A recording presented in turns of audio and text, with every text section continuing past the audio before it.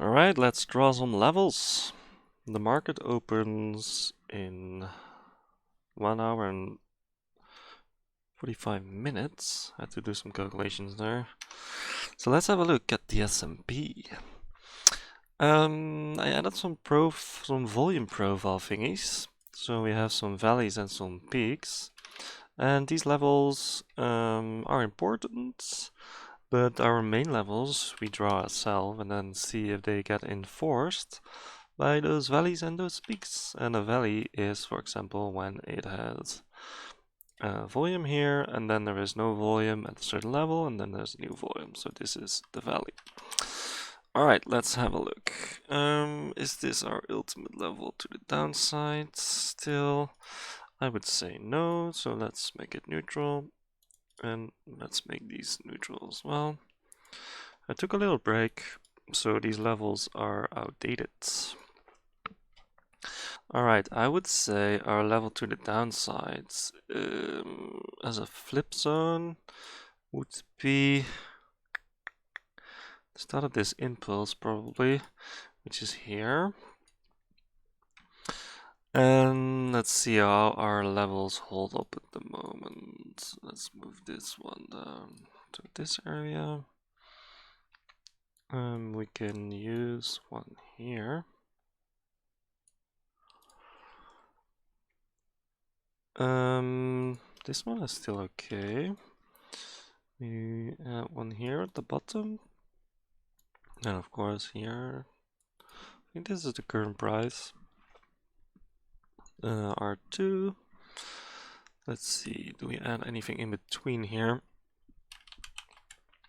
We kind of have the point of control over here. This thing. So let's see, this is a level on itself, so you can see because of all the volume we have this behavior, so it's not easy to actually draw a level there. We've got this valley here, but let's just keep it a valley. This is a messy area. It's not as clean. So this is probably a top which has some value. And I guess the bottom of this impulse. And this impulse is pretty clean here, but because of all this volume here, it's a bit hard to draw a level in that area.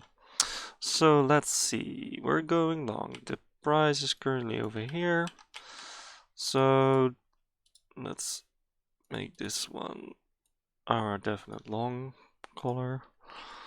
And looking for a short, maybe when this level breaks. Make that one red. Okay, let's have a quick look at the Nasdaq. Nasdaq is a new territory, that's interesting. Let's add some lines there. Over here.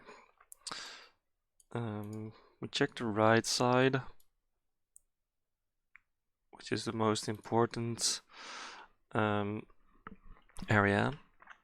Where the price was last time, that's like where the peak and the nah, let's not use that. This one is the most recent price we've seen on that side, and this one over here, in my experience, is more valuable than the peak over here, for example, because this is the most recent touch we had on the Nasdaq. That's it moves to the tick to these levels almost always, so that's very interesting. Yeah, let's just keep it at this. Let's draw a flip zone here. This is a pretty strong level when you look at all those touches. Alright, last but not least, we move on to oil, which is actually going up. That's nice. So we do the top and the bottom there. We can do this top over here as well. Alright. That's pretty neat. Oil's really moving up though. We had a flip zone all the way at the bottom. I'm gonna keep it there. It's probably there for a reason. I can't scroll back, I have to load more data before I can do that. But this is already 1, 2, 3, 4, 5, 6, 7, 8, 9, 10. This is almost 2 weeks already. So we're gonna keep this level here. It's an important one. And to us, we're in new territory. Oil goes up, so market is still recovering. It's pretty interesting. Alright, so we keep it at that. We're gonna trade the ES today. This is the footprint, by the way. The 24 tick. Yeah, it's pretty clean at the moment. Our levels are pretty clean. We have some new valleys and peaks on our chart, and those will be very handy when the price moves in between those. In between our levels. And the levels up here are from previous weeks. And this is, I'm not sure, but I think this is pre-COVID even. So yeah, market's looking strong. See you in the next video where it's gonna be the training session.